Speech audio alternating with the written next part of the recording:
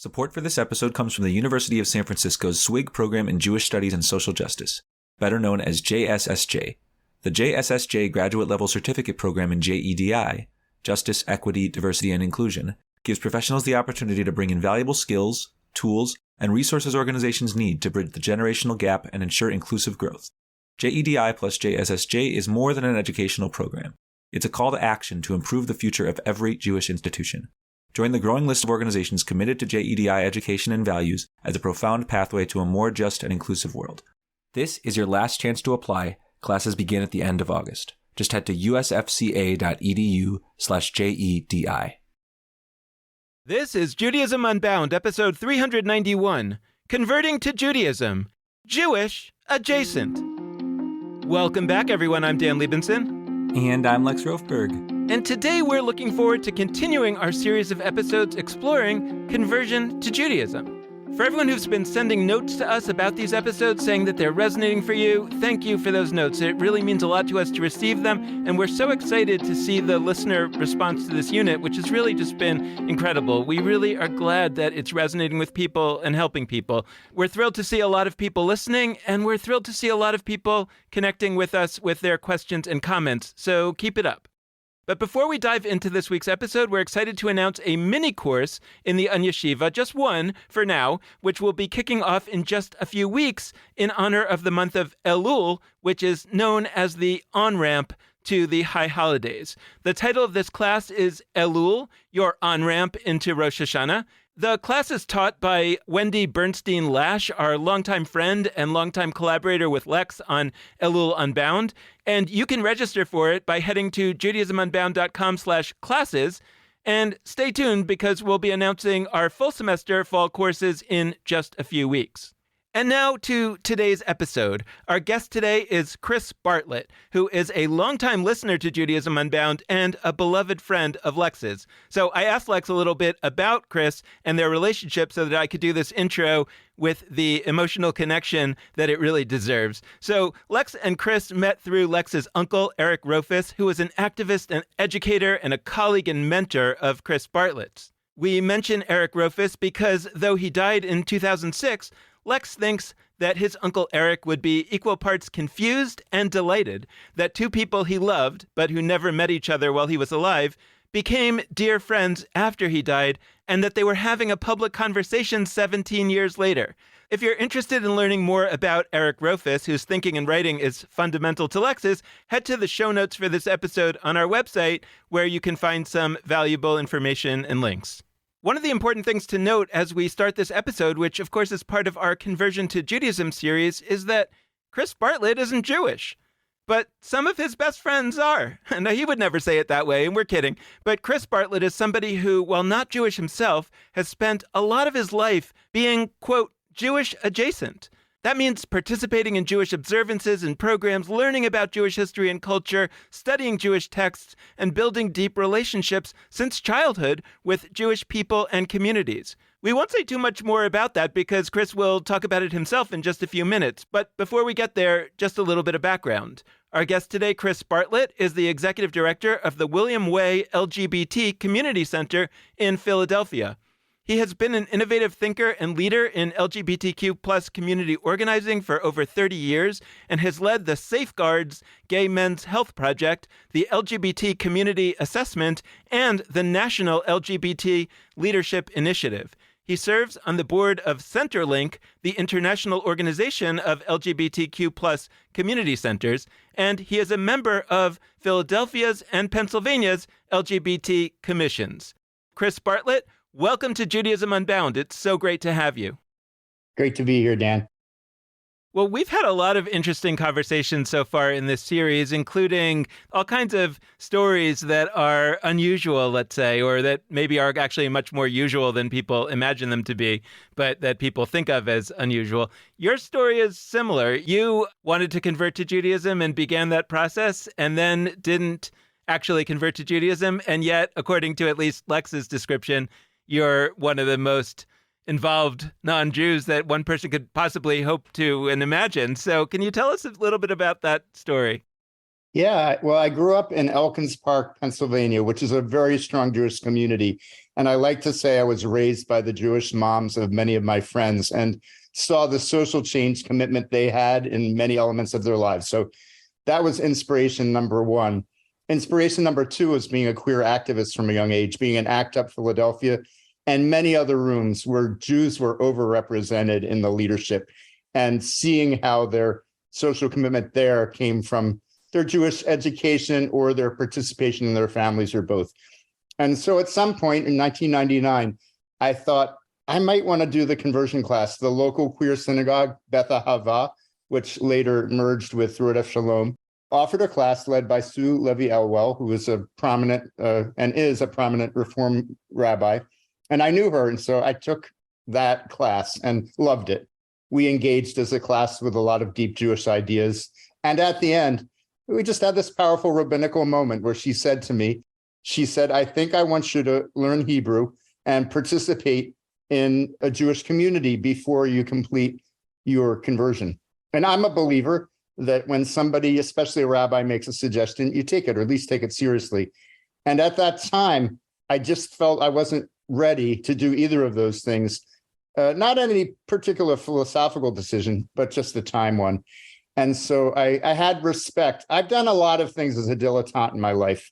And I felt like being a Jew as a dilettante didn't give respect to the depths of the ideas. And so I took that advice from the rabbi and I decided to stop there, though, as you'll hear, the tour went on from there. Yes, the tour certainly did pick up there. And you already brought up how part of what attracted you to Jewish teachings, to Judaism, was the fact that you were just sort of looking around and seeing a lot of Jews in your neck of the woods and in spaces that you cared deeply about and were building community through. And I guess I'd love to hear a little more about that. Like, you can bring a lens that people who are themselves Jewish can't necessarily. I'm a big believer in there's certain forms of learning and studying that people who are of a group can learn about that group. So me being Jewish, I have certain experiences being in Jewish community and having certain senses of what it is like to be in spaces with other Jews. And also people who are outside of Jewish community, it's not that they have nothing. Like, they have an expertise in what it is like to come into a Jewish space not as a Jew. And I don't have that expertise. And so, or to spend time in secular spaces, in not just Jewish spaces, with Jews while not being one yourself. So I guess I'd love to hear more about that piece of your story. What was energizing to you about these Jews that you were encountering who seemed to be connecting the dots between forms of social justice, social change, in their family backgrounds or their religious backgrounds? It's interesting. When I came first into gay liberation in the 90s, people said to me that gay liberation in Philadelphia was started by Barbara Giddings and the Jews, which was a shorthand for the fact that so many of the early gay liberation leaders in Philadelphia were Jewish. And I took note of that comment and sort of observed that group of leaders and began engaging with them, and engaging not only with their LGBT identity, but with their Jewish one, getting invited to Jewish events, participating in events both at their synagogues and other organizations, and beginning to understand how their critical thinking about how to do gay organizing came from both their Jewish organizing and other intersectional approaches. So I was grateful that I had that introduction in an early age to some of those key leaders, and it led to my further exploration down the line. And I've been really happy as I've engaged more and more with Jewish thinkers to see that great tradition that we build on. So you mentioned your uncle, Eric Rofus, and one of the lessons that I got from him was this idea of a deep, engaged, critical thinking within community. So Eric was comfortable to write, critical perspectives on Israel, for example, at a time when that was a challenging thing to do. And that was one of the lessons I learned from him, that part of being an engaged member within your own community is the courage to speak up about issues that matter to you, even if there's not agreement within the community at large. And I began to get this idea of what I would call a queer rabbi, which was somebody who'd given deep engagement with our LGBT communities and thinking over decades, and saw the connections between multiple generations of leaders, and could offer to new generations of thinkers how to build upon that work. That's where my engagement with Svara and Queer Talmud camp within the actual language, within the Hebrew and the Aramaic. And by the way, I came with zero knowledge other than the alphabet, which is all that they required. But within the course of a week, I was taught to engage with Jewish thinking on a deep level within the original language and to understand how the stories of the Talmud continue to have so much relevance for the modern day because they've been engaged with and pulled with by, literally hundreds of thousands of thinkers over the centuries. And I feel that's needed within queer worlds, that we need to be able to look back over truly the centuries of queer thinking and pull the best ideas, criticize them, drag them into the modern world, and think about how they pertain to current thinking. I guess both at the time that you were taking this early interest in Judaism and then also reflecting back on it 20 years later, 25 years later, are there things that you think are specific to Judaism that had these interconnections with the queer world? Or was it more just kind of like, well, maybe the Jews in America had gone through a similar process more recently in time than other people, and so they had figured something out very recently, so it was still live, and that was what made it relevant? Or do you see, when you study the Talmud, that you see, oh no, there's something actually very inherent in Judaism, or that has been for thousands of years, that is applicable to these kinds of challenges today? I'll give two examples. Early on, I was struck by the bar and bat mitzvah as a moment in a Jewish life where one claims adulthood. And I thought that was a really powerful idea, to actually begin to imagine yourself as an adult in society. At the modern world would say a young age, 13. I began to say, what would a queer bar mitzvah or bat mitzvah look like? What would we ask people to study? What would it look like for them to stand up in front of the community and claim adulthood? What would it look like for them to do a Devar Torah on a queer topic that mattered to them? And so that idea of a queer bar mitzvah became really key to me. And I actually wrote a whole ritual for a queer bar and bat mitzvah so that we could begin that process of having people really claim queer adulthood. So that's one idea. And another really emerged from Queer Talmud camp, which was reading a particular piece of the Talmud. I won't go into the whole depth of it, but it's Moses being on Mount Sinai, looking at the crowns on the letters of the Torah and engaging with that and noticing it as something that struck him as wrong. And then God sending him into the future, into Akiva's Beit Midrash, and seeing what it was like to be taught in that era, some centuries in the future. And the struggle intergenerationally between an ancestor and an elder, and recognizing whether ideas had shifted in a powerful way or not so powerful way. And when I really engaged with that text in the original language in a deep way, I saw that this was about what's currently going on with intergenerational transmission of ideas. There was such a powerful lesson in that engagement to understand how to engage with new ideas as an elder and not resist them, but to view them as something to be built upon and adapted. And so that's another example where the Jewish ideas led me to see ways that I could do work in my own community that would be more effective. I want to nip something in the bud because I feel like we may have some listeners out there. I just have a feeling, I just have a guess, who are enjoying this and also thinking, oh, do I feel good about somebody who's not Jewish sculpting a whole queer B mitzvah ritual? By the way, B mitzvah is sort of the up and coming term for gender neutral bar bat B mitzvah across all gender identities. But I think there's probably people that are thinking like, am I comfortable with that? What is it crossing lines of appropriation? What do we do with that? And I want to go there a little bit. Because it's not simple, but I also think it leads to a lot of struggles in a lot of different spaces, especially progressive Jewish spaces that we care a lot about. I mean, I look back at the story you told about your own conversion process, and I'm torn.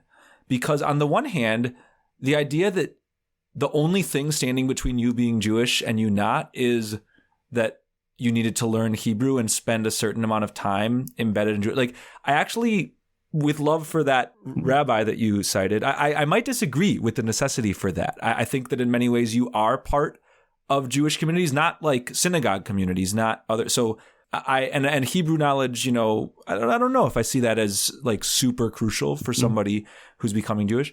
And I actually love where it ended up, because not that I would be like sad if you were Jewish. Wherever you are is great. But I pine for a class of people who are lovingly, deeply adjacent to Jewish without themselves being Jewish. I actually think everything would be so much better across questions of anti-Semitism. Imagine if we had an entire class of people who we marked and recognized as adjacent to Jewish and who actually saw part of their responsibility, even though they're not Jewish, as playing a certain kind of role in the face of anti-Semitism. I mean, there's practical things. And I also believe that when we have spaces that are a mixture of Jews and folks who are something else and folks who are like in this interesting place in between, what happens in those spaces is really powerful. The Jews speak up with things that come from their intersectional identity. The folks who are not Jewish come from theirs. It's really energizing and magical. And so I want to just sort of go to that set of questions around appropriation, and also bring in a phrase that you and I have spoken a lot about, which is ger toshav. It's a phrase that comes up in the Bible itself, and also comes up in contemporary conversations about sort of the Jew, non-Jew binary. Amichai Levi, who is a mutual friend of ours. He's another person who we've had on the podcast who in addition to B'nai Lappi from Queer Talmud Camp.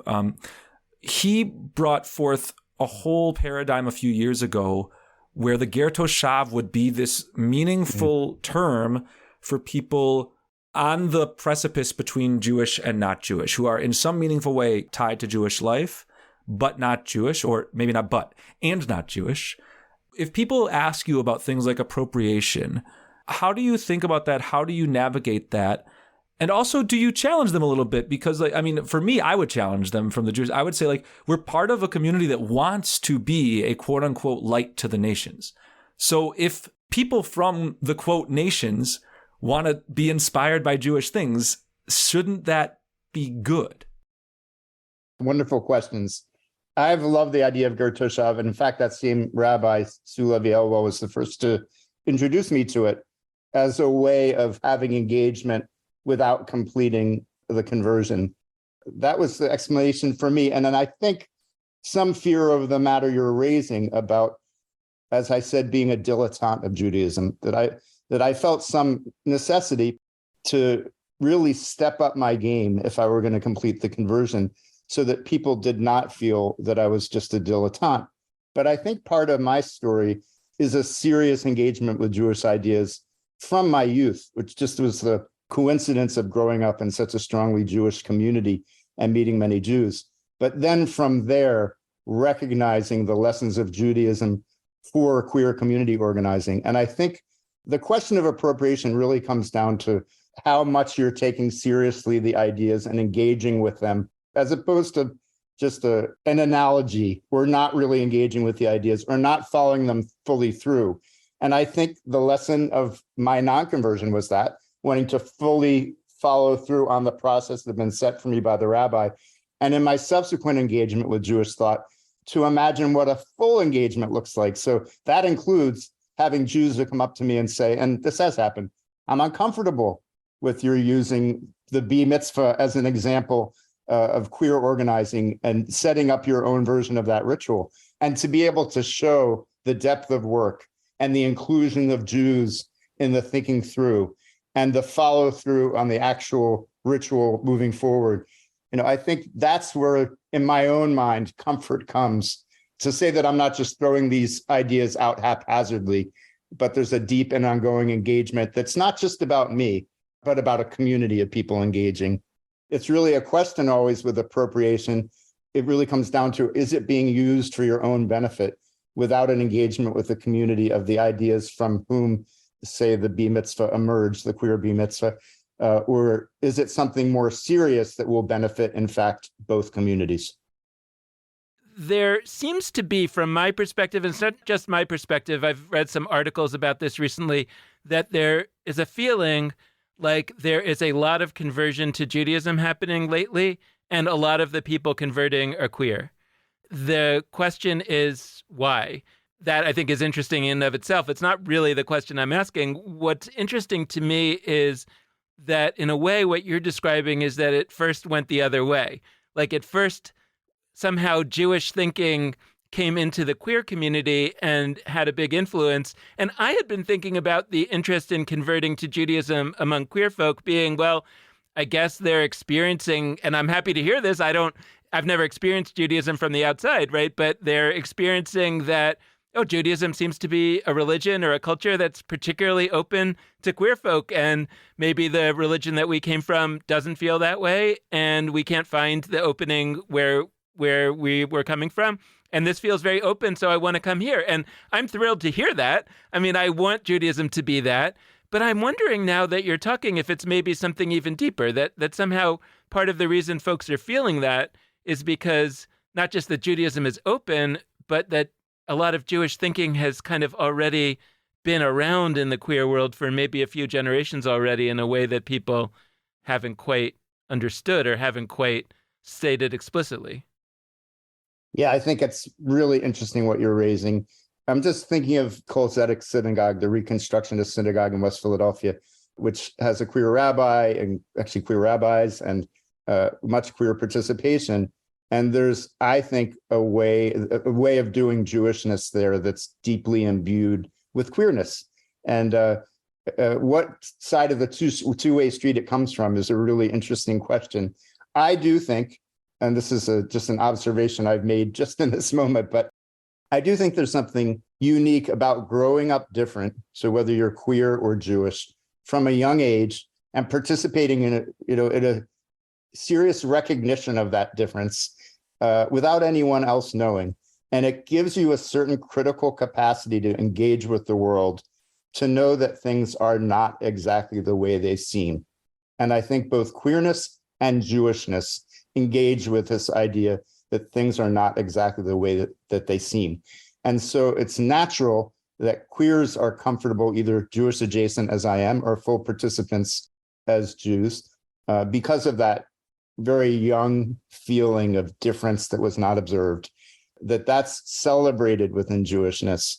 So that piece of identifying difference ongoingly, whether that's exploration of the Talmud or conversations after Shabbat about what you learned during that day.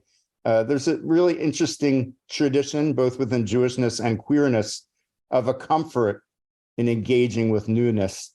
Not always agreement about which newness should be celebrated and which one should be treated with some caution, but that in both communities we're comfortable with that sort of engagement. So I've been throwing around this term Jewish adjacent, and I mean, I'm really desperately interested, desperately in the negative sense, but like excitedly in the positive sense, interested in breaking down this binary of Jew and non-Jew. Like, if I were to give the backstory for why we have this episode at all in this series, it's because I think you help to achieve that. And I think it's so interesting because we live in a society, at least a progressive society, that is actively interested in upending many, many binaries. But I find that we are not so much with Jew, non-Jew. We're like very progressive folks who would want to break down the binary of gender, who would want to break down other forms of binaries that serve a harmful role in our society, and the general notion that things can be separated into dualities as opposed to spectrums, as opposed to a broader multivocal set of experiences that is not just one side and another. I find that still we then just talk about Jewish stuff as if there's two groups in the world, those who are Jews and those who aren't. And when we talk about appropriation, I think what we're usually talking about, we're talking about people who are firmly something other than Jewish and not particularly adjacent.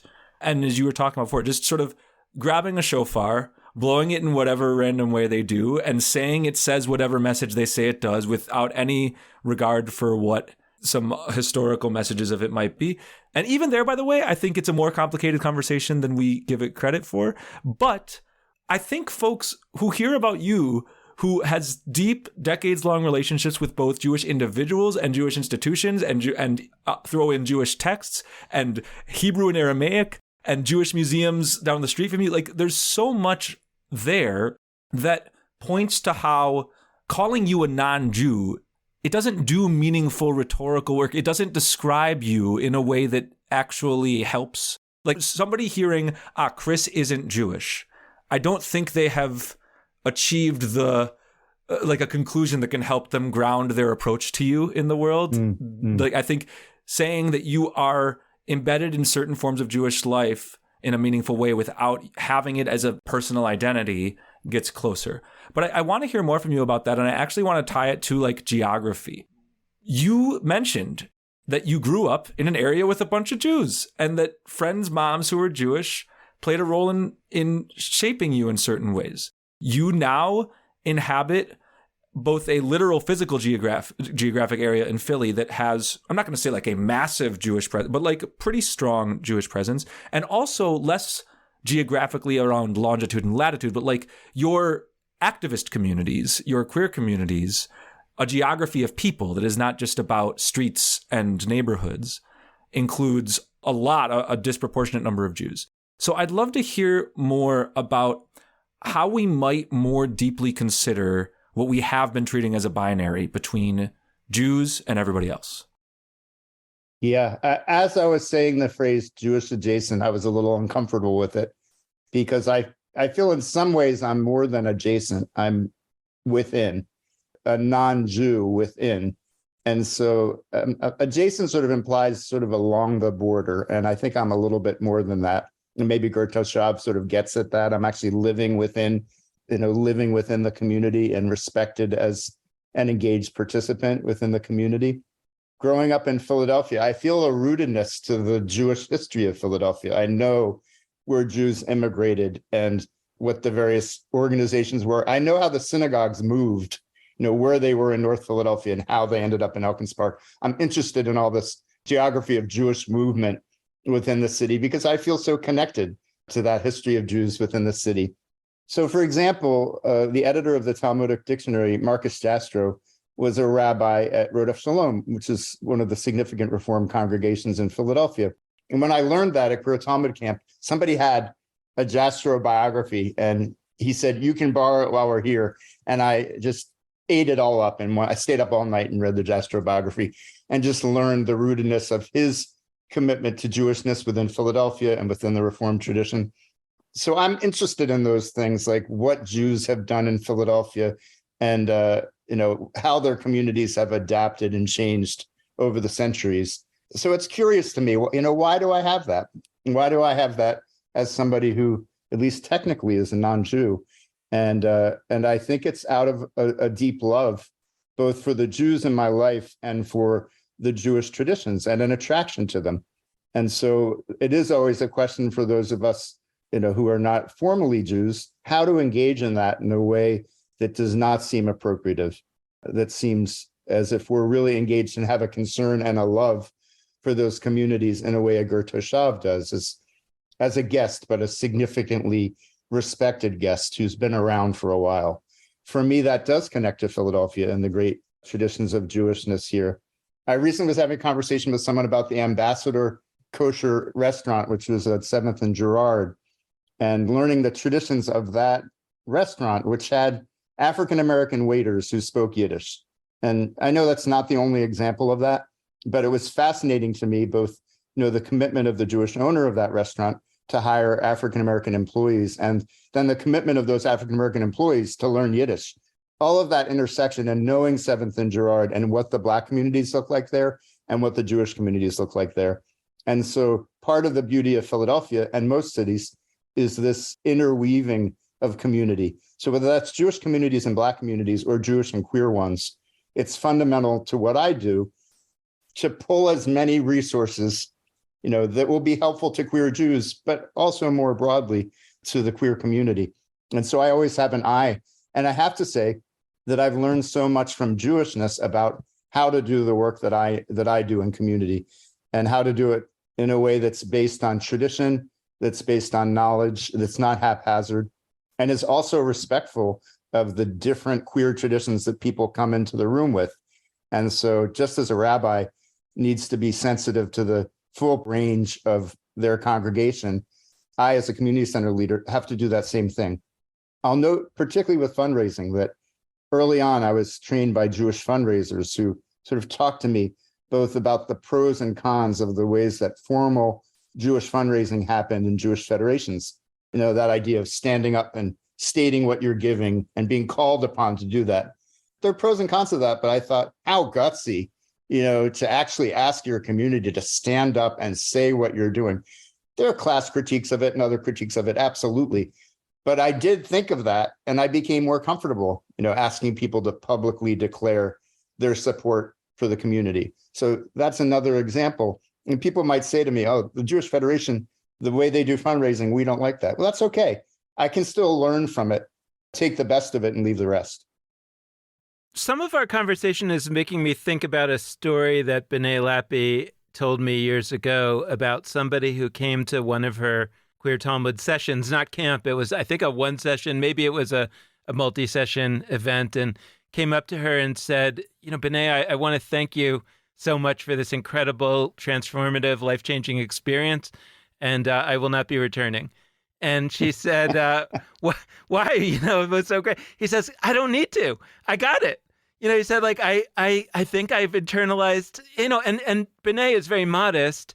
She hears that and says, yeah, that could happen. And my point of view is you can never just get it all. B'nai has a lot more to give. But, her sense is I have one thing to say, and this guy got it in one session, and great. He's going off, and he doesn't have to study for years and years. And the question is, what's the analogy here? Is it becoming a rabbi or converting to Judaism or something? But there are stories in the Talmud where somebody has to repent over a lifetime and their repentance is not accepted. And there's this story of the Roman executioner who repents in just a moment and gets full repentance.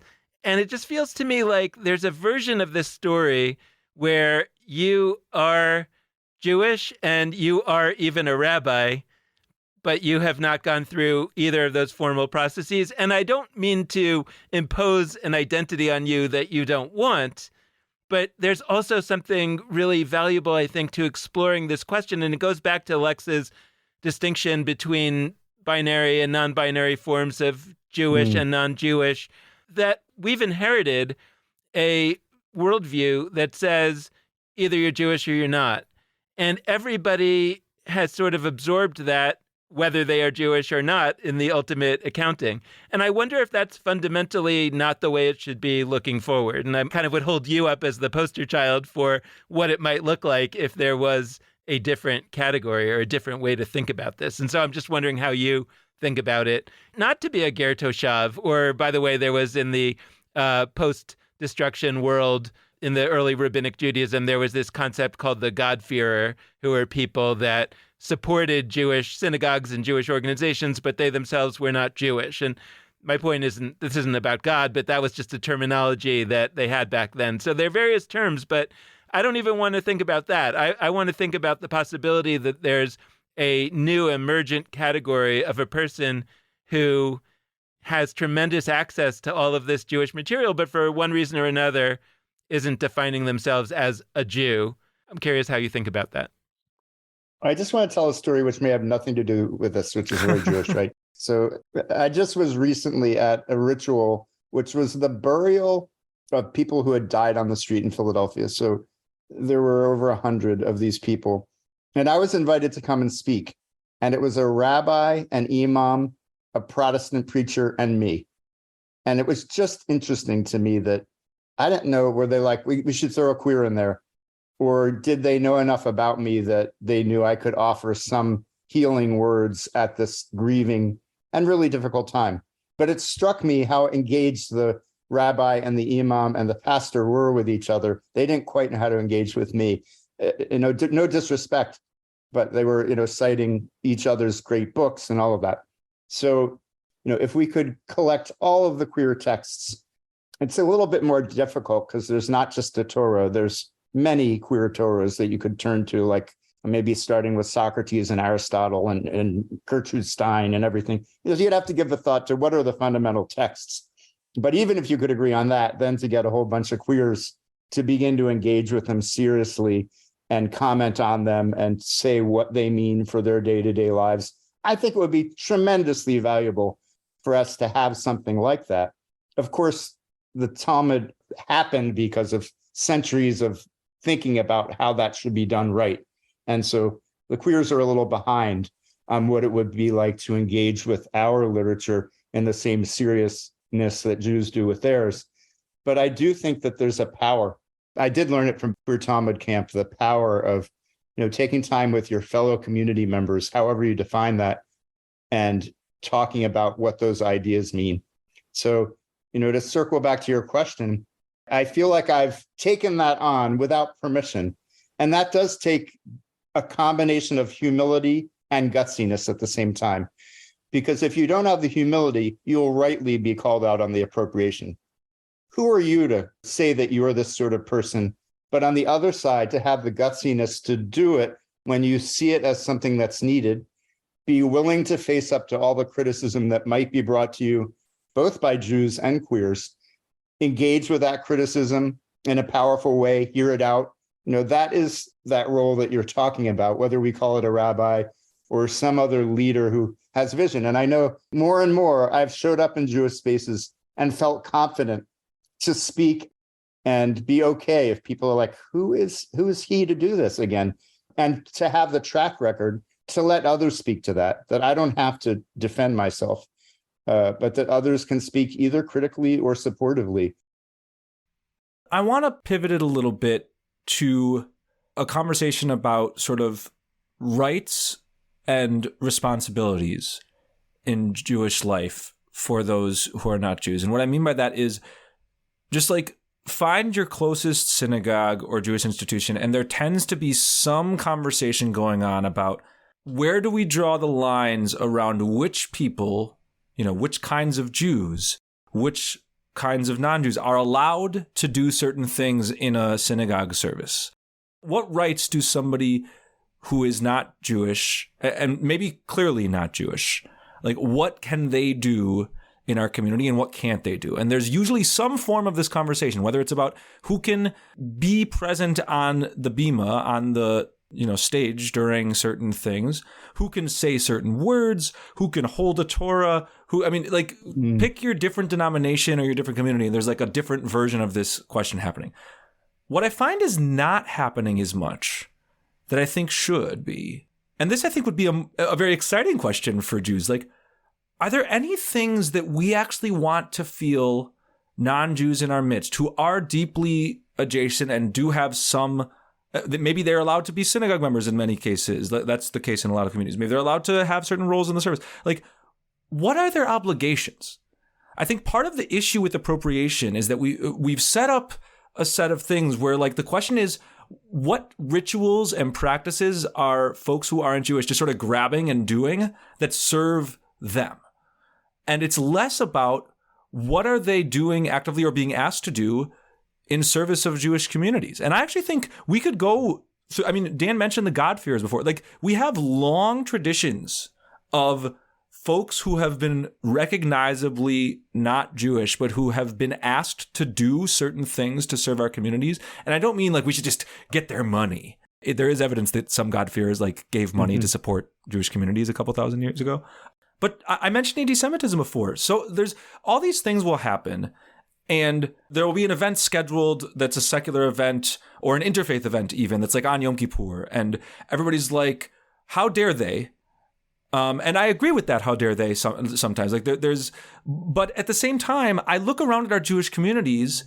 We haven't actively cultivated. We haven't sought to create any group of people who would be thoughtfully, lovingly adjacent to us and ready when the planning event comes up for whatever interfaith event or whatever secular activist event to say like, I'm not Jewish, but I'm actually, I'm one of this community's, Jewish adjacent board members. I don't know what it would be, like a Ger Toshav members. And we were just talking about this, and it like, here's the calendar, and here's like, I don't want to say that like we're to blame.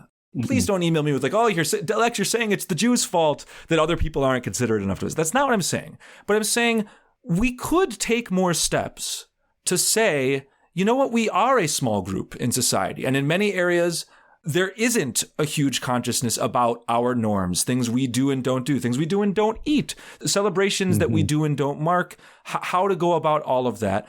And I think that if we, again, sought out an intermediate place between those who are firmly not Jewish and those who are firmly Jewish, and then had the education program, had the real, people like you would sign up for this. I mean, part of my question, Chris, is what would you sign up for? If a Jewish community asked you, hey, we've recognized that you're present here and that you're not just bullshitting and appropriate, we actually want to see you as part of, say, the Jewish community, broadly defined, even if you yourself are not a Jew, what kind of responsibilities, obligations would you actually be thrilled to do? And do you think maybe others in your shoes might be thrilled to do that are not just getting to participate in certain prayers or getting to stand on the bima during a blessing?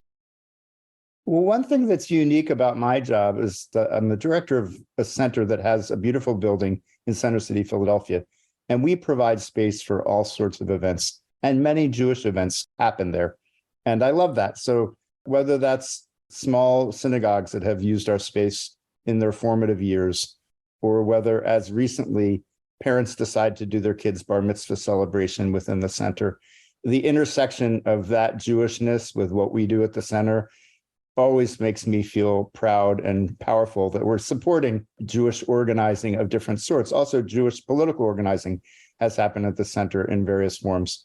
And so I think that's one thing that we as Ger Toshav, or trusted friends of Jewish communities, can do, is to provide the space for Jewishness to happen, whether that's in the community center or our homes or other places where those conversations can happen.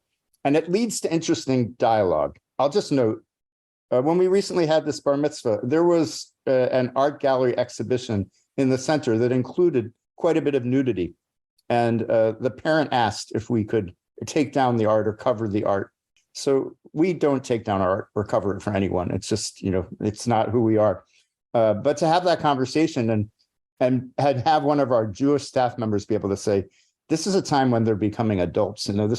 You could view their engagement with this art as actually part of their stepping into adulthood. So there are many times like that where Jewishness happens in the center that leads to two-way conversations, whether that's, hey, who's this group of people meeting here? Oh, it's a small synagogue. We're here every week. And so people to be aware of, maybe they could, hey, could I stop by for the services, and whatever the answer might be to that. And sometimes it's Jews asking that question who are delighted to find that there's a new resource for them. Within our archives, for example, looking at the history of Jewishness within queerness in Philadelphia and nationally, we have so much Jewish stuff within our archives. And so that serves, both Jewish history and queer history at the same time. And so I think for all of us who are interested in becoming, strong supporters of the work of Jewishness, however you view us, thinking of these creative ways to provide for that intersection of Jewishness and other cultural identities. I'll note, so when the horrible murders happened at the Tree of Life Synagogue, there was a call put out for all sorts of leaders to show up, both for a vigil and then for a meeting at the synagogue, and to see the ways that various community leaders showed up visibly and powerfully to confront anti-Semitism at its worst. That meant a lot to me. And then I thought, what are all of us doing after tonight to remain engaged, both in fighting anti-Semitism, but in supporting Jewish community organizing? And I can always comfort myself a little bit that in my job, I'm always doing some of that. But when I do a really careful inventory of myself, I know that I could do more. That's a short answer to a very complicated question, and that I think it's, especially in these times of brutal anti-Semitism, brutal transphobia, and brutal homophobia, to have more vibrant expressions of solidarity between Jews and queers, and being very thoughtful about what that looks like. So it's not overstepping into a space. Sometimes queers need to organize on their own, likewise Jews. But oftentimes there are opportunities for solidarity and ongoing expression of that. What you're saying is wonderful in its own right, but it's also getting me thinking beyond that, or maybe this is what you were saying. And I'm thinking a little bit about how Abby Stein has talked on our show about tolerance being for lactose. We don't talk about tolerance. We should talk about celebrating. We should talk about things of that nature. And I'm thinking about how generally with Jewish stuff, we talk about fighting anti-Semitism or showing up as allies against anti-Semitism. But it's making me think about a story that I once had with a funder for an organization that I was running who wanted us to send out a book about anti-Semitism to all of our funders. And I said, well, I don't really want to send out a book about anti-Semitism to all our funders because we're really about pro-Semitism. And Yes. that was an internal question. That was internal, that Jews are always focused on anti-Semitism for understandable reasons. But Lex and I often will talk about how that's not really the way that we want the Jewish community to be, only focused on anti-Semitism or primarily focused or primarily galvanizing itself around anti-Semitism, that part of that is a product of too few Jews knowing what to celebrate in Judaism and not really knowing what it would look like to be about pro-Semitism. And it's just interesting to me to think about that with regard to people who are not Jewish, and also to think about me with regard to other cultures and other groups, is say, of course I should show up as an ally to fight oppression of those other groups, but what would it look like if I actually showed up as an ally to celebrate those cultures? And I'm betting Chris has a spot for you at Philly Pride that you can come in. But even that is like a one-time thing. But I'm just saying, like, what would it look like to live my life in a way that is dedicated to the uplifting and celebration of lots and lots of people who are not the people that I'm part of? Yes. And also that I don't have to worry about being accused of appropriation. It's less that I want to take that and be like that. It's just that I want to sincerely celebrate it. And what would that look like if that was an orientation that we cultivated for Jews? You sparked me and you gave me goosebumps, so that's a good sign. I think one of the things I thought about, and this is maybe where an outsider, so to speak, can provide perspective, is what Jewish things do I get invited to? So I get invited to Seder for Pesach. I sometimes get invited to a funeral or a wedding. There may be other holidays that I get invited to, but Pesach's the big one. Everyone invites someone to the Seder, and it's a real moment to engage powerfully with Jewishness. But I often wonder, what am I missing out on? So when Leon Wieseltier's book on the Kaddish came out, which is years ago, 1990s, I read it. It was a whole book on the Kaddish in depth and his own experience with it. And I remember just feeling so much gratitude that as a non-Jew, I was getting one point of view, but a deep point of view on the Kaddish. It made me fall in love with the mourner's Kaddish. I can't be part of a minyan, so I can't necessarily go and participate in reciting it. And so that's an example, like as a Jew, you could think, what do the non-Jews get left out on that's really powerful? Now, we might not want to invite them in. A minyan's a powerful thing. That may be one of those spaces. You guys can answer that one better than I can. But, a minyan might be a place that's for Jews, and there's lots of good reasons for it. But to think about how non-Jews could be invited in. So I've been to many a Shabbat dinner. What a beautiful, the candle lighting, what a beautiful ritual to be invited to participate in. But I know so many others because I've done enough deep dive myself to know of the beauty of Jewish religion. And so I think that might be a good question. And equally for queers to say, what do we leave the heteros out of, or the non-queers? What could we invite them into that's more than just a pride parade? And so it could be, for example, we love taking people on a tour of our archives because suddenly people see, oh my God, just like other traditions, the queer tradition goes back centuries, and here's the evidence. And there's something that I could engage with. So if I have a queer child or a queer neighbor or a queer colleague, that I would have something to offer them. What do we keep secret? What do we view only as queer spaces? And we feel a little uncomfortable if a non-queer person shows up, and thinking about what it would look like to be more generous. One test I am interested in putting every Jewish community's event to is, if there were folks who were not Jewish in the room for this, would they feel alienated? Would they feel, to use Dan's word, tolerated? Would they feel accepted?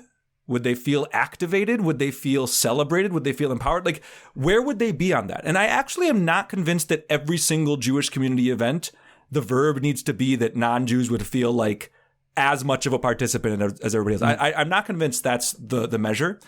I do think That at the very least, we should be sculpting every event so that somebody who isn't Jewish in the space doesn't feel alienated and probably feels at least more than tolerated.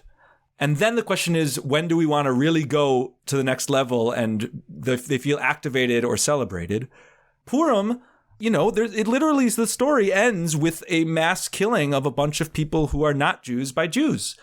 And if you are aware, if you have invited folks who aren't Jewish into the room, they're there. And so you must, of necessity, talk about those chapters in a way that is not as simple as, oh, yeah, we were threatened. And so then we just were self-defense. And like it forces a conversation that I think is more layered and more deep. And it can still be that this is a story about a first person plural pronoun we collective called the Jews who experience threat and oppression and the possibility of genocide and emerge from it. And it can be a different story for the Jews in the room and the non-Jews. But if we asked for every event, how will the people in this space, and there will be those people because we're inviting them, who are not Jewish feel, I think we'd have better events. It's really weird to ask you to it's putting you in an uncomfortable position to be like, what do you think Jewish institutions should do? Because we want to be respectful and we don't want to take up that space in communities that are not fully our own. But that's kind of what I'm asking. And I'm curious if, as we close, you can just help us better and more helpfully complicate this separation we've drawn between Jews and non-Jews and help us imagine the better world where that delineation is not so hard and fast. Well, I want to give you thanks, Lex, because one of the examples is something you did, which is the Shavuot overnight at the IHOP. And that felt welcoming to me. It was in Providence, so I couldn't go. And I couldn't even ask you, although I think I knew the answer, that if I wanted to go, you would have welcomed me. That is a yes. But if you're doing it in an IHOP, you're going to take whoever comes because it's an IHOP. It's a we hop. It's an us hop. It's an us hop, exactly. Yeah. And I'm a huge IHOP fan. Some of my friends are not, but I will eat those pancakes for days. So that choice of venue, maybe it is in a non-Jewish space, and maybe, or quote unquote, non-Jewish space, because IHOP's just as Jewish as anything, right? But similarly, the community center, maybe we do some of our queer things outside of queer spaces, precisely for the reason you're saying, that even the most progressive or accepting person might have never been to the center and don't know, could I walk through those doors and would I be welcome? And I'll share that I have similar experiences with Black churches, and I've actually asked Black friends, but it's still interesting when you go into a space that wasn't necessarily designed for you. I'm neither a Baptist and I'm a white person who's never gone to that church before. So I think when we do things, all sorts of communities that welcome people in and say, we're doing it in this unique space and time with a thought to welcoming in this particular community, it's very powerful. I'm wondering as we close, if you have any words of wisdom or advice for others who are in this complicated space of feeling called to elements of Jewish practice, Jewish tradition, Jewish holidays, Judaism, but are, for whatever set of reasons, not feeling called in the identity sense to be a convert. Like, for others out there that are hearing you speak and nodding their heads like, oh, I actually think I'm kind of similarly situated. Do you have any words of wisdom, words of experience that you'd bring to them? As a Ger Toshav, a welcome guest in Jewish community and culture, I've observed what's most helpful to me is to have intergenerational connections with youth, adults, elders, and even ancestors who can give me perspective on the work I do. So if, like me, you're deeply engaged with Jewish thought and other communities' thought and want to be welcomed into spaces where you can engage more, it helps to have folks from every generation give you a little perspective. So talk to the young folks. What is your view on Ger Toshav or the welcome guest? Talk to the adults and the elders and engage with the thoughts of the ancestors. For me, this has been key. You can observe the shift in perspective that happens over decades and see that there are ways to be engaged across those generations. And so for me, just to finish up, it's led to me having the closest and dearest Jewish friends who are youth, adults, elders, and ancestors who inform my thinking about how to do this work ongoingly, and which are the spaces to show up where I can have both the most impact for Jewish communities, but also bring home lessons from my own in a way that is not viewed as unwelcome by Jews themselves. Thank you so much, Chris Bartlett, for joining us. This has been a fantastic conversation. Totally a pleasure. I wish I could do this with you every week. I really do. Well, we are glad to hear that, Chris. We loved schmoozing with you. And of course, thank you to all of you out there listening. We hope you've enjoyed this conversation, and we hope that you'll keep listening as we continue through this unit on conversion to Judaism. Before we fully close out, a reminder, we've got a mini course, a 3-week mini course coming up that you should totally register for. You can find more information about it at judaismunbound.com/classes. It's taught by Wendy Bernstein-Lash, our amazing co-facilitator with me of Elul Unbound. She's going to be doing a 3-week deep dive into the month of Elul. You won't want to miss it. Just sign up at judaismunbound.com/classes. As we always do, we want to close this episode by encouraging you to be in touch with us, and there are a wide variety of ways for you to do that. First, there's our Facebook, Twitter, and Instagram pages. All of those are at Judaism Unbound for our handles. Second, there's our website, judaismunbound.com, where you can find show notes for this episode and all sorts of other good stuff. Third, there's our email addresses, dan@judaismunbound.com or lex@judaismunbound.com. Send us whatever visions, comments, questions, arguments, whatever you got, please send them our way. We love hearing from our listeners. One other request we'd like to make is that we, of course, appreciate any amount of financial donation that you're able to send our way, which you can do via judaismunbound.com/donate on either a monthly recurring basis or just as a one-time gift. And the very last thing that we'd say is that support for this episode of Judaism Unbound comes from the Ashman Family JCC in Palo Alto, California, whose vision is to be the architects of the Jewish future. The Ashman Family JCC empowers you to experience Jewish paths toward a life of joy, purpose, and meaning through innovative Jewish learning and wellness programs, community building, and initiatives to develop the next generation of Jewish leaders. Learn more at www.paloaltojcc.org. And with that, this has been Judaism Unbound.